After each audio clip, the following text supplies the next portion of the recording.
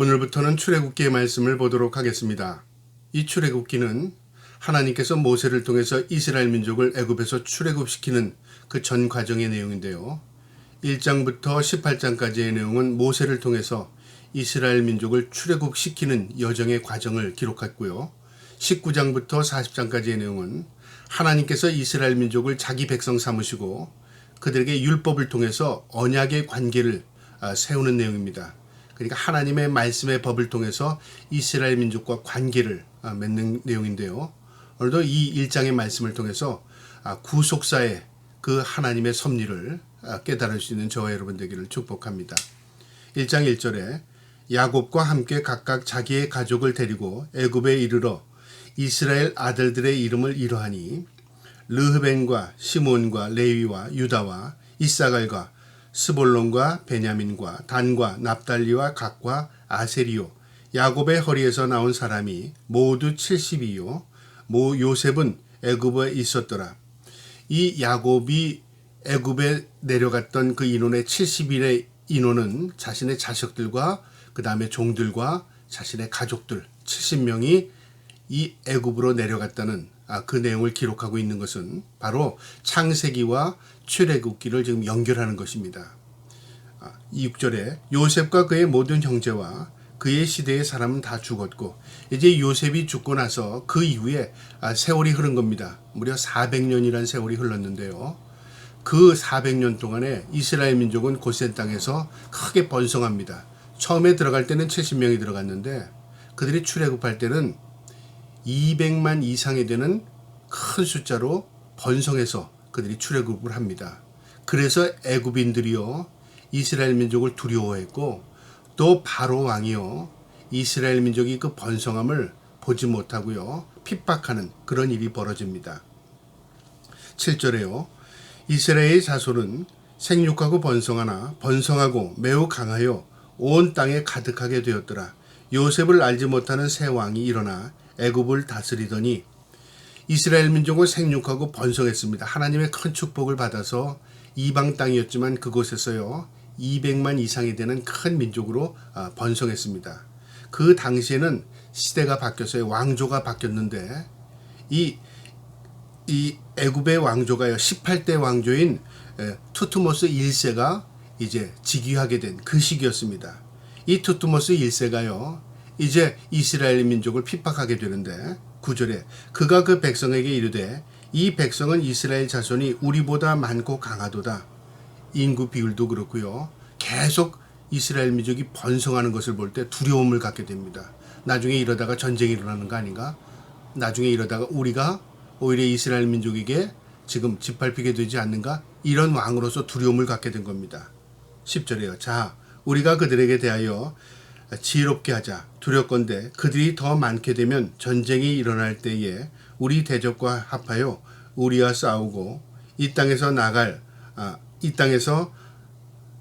나갈까 하노라 하고 그들이 전쟁을 통해서 우리를 짓밟게 되고요.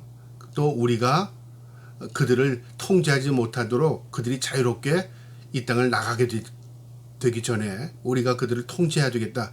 왕으로서 그런 마음을 갖게 된 겁니다. 11절에요. 감독들은 그들을 위에 세우고 그들에게 무거운 짐을 지워 괴롭게 하여 그들에게 바로를 위하여 국고성 비돔과 람셋을 건설하게 하니라. 이제 이 투트모스 1세가요. 이 애굽인들을 통해서 이스라엘 민족을 통제하기 위해서 감독들을 세웁니다. 이스라엘 민족 위에요. 그래서 그들을 이제 노예로 삼기 시작합니다. 건설 노동자로 그들을 착출하는 거죠. 그래서 그들을 지금 제압하는 겁니다. 12절에 그러나 학대를 받을수록 더욱 번성하여 퍼져나가니 애굽 사람이 이스라엘 자손으로 말미암아 근심하여 이스라엘 자손에게 일을 엄하게 시켜 어려운 노동으로 그들의 생활을 괴롭게 하니 곧 흙 이기기와 벽돌 굽기와 농사의 여러 가지 일이라 그 시키는 일이 모두 엄하였더라. 이스라엘 민족은 이 고센 땅에서 목축업을 하던 민족이었습니다. 그러니까 분리되어 있었습니다. 애굽 민족은 농경사회에서 농사를 지었습니다. 그런데 이 이스라엘 민족을 끌어들여서 자신의 건설하는 건설 노동자로 삼고요. 하층 노동자로요. 그 다음에 또 농사하는 노동 일꾼으로 삼은 것입니다. 그래서 통제하기 시작하는 겁니다. 그러니까 노예를 삼은 거죠. 15절에요.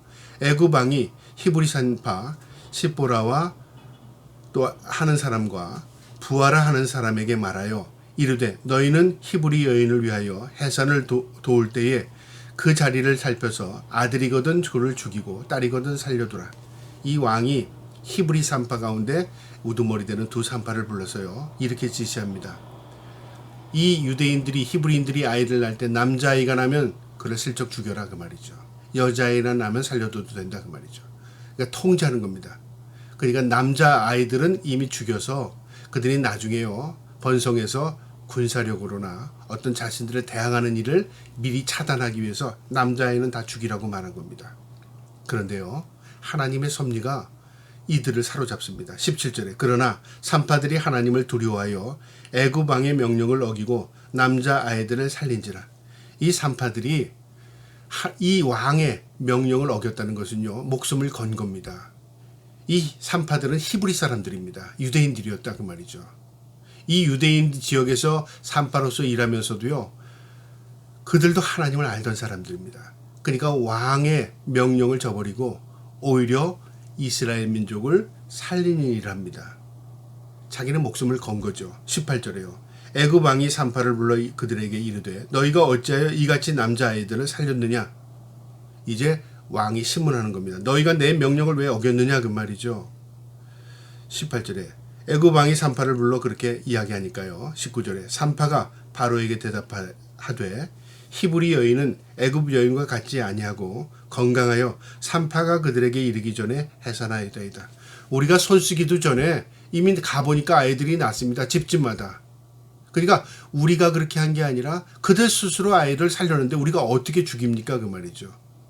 이것은요. 무엇을 의미하냐면요. 이 산파들도 왕보다는 하나님을 두려워했다 그 말이죠. 하나님이 그들을 사로잡은 겁니다. 20절에요. 하나님이 그 산파들에게 은혜를 베푸시니 그 백성은 번성하고 매우 강해지니라. 하나님께서 산파들에게 은혜를 입었다. 하나님 사로잡아 주었다 그 말이죠.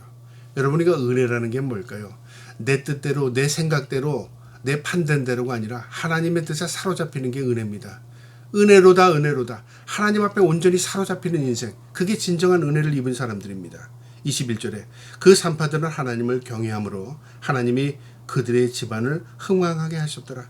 그 산파들의 그 결과가 그들은 목숨을 거는 일이었지만 그 후손들에게 그 집안에 흥왕하게 했다. 번성하게 하셨다 그 말이죠. 하나님의 축복이 임했다 그 말입니다. 우리가 믿음으로 결단하고 살면 하나님께서 우리의 믿음을 보시고요. 우리 집안을 우리의 모든 후손들을 하나님 복 주십니다. 이게 하나님의 말씀입니다. 22절에요. 그러므로 바로가 그의 모든 백성에게 명령하여 이르되 아들이 태어나거든 너희는 그를 나일강에 던지고 딸이거든 살려두라 하였더라. 이제는 왕이 할 수 없었어요. 히브리인들에게 직접 명령합니다. 그리고 군사들에게 명령합니다. 이 유대인들이 아이를 낳을 때 남자아이는 다 잡아서 강에 던져라. 여자아이들만 살려두라 그 말이죠. 이 왕의 명령이 내려간 겁니다. 이것은 모든 가족마다 두려움을 갖게 되는 그런 명령이었죠. 그러나 이런 와중에서도요. 하나님의 섭리 가운데 이스라엘 민족에게 하나님의 보이지 않는 손길로 그들을 이끌어내는 하나님의 섭리가 있는 것입니다. 여러분 어려운 상황 가운데서도요. 이제는 끝났다. 이젠 다 됐다. 우리는 상황을 보고 절망하지 않습니까? 그러나 그 상황 가운데서도 하나님께서 빚어가는 하나님의 손길이 있습니다. 그래서 하나님은 모든 일들을 합력하여 선을 이룰 수 있는 능력을 가지고 계신 하나님이십니다. 이스라엘 민족을 구속해 나가는 그 보이지 않는 손길을 오늘 이 말씀을 통해서 볼 수 있는 저와 여러분 되기를 주님의 이름으로 축복합니다. 아멘.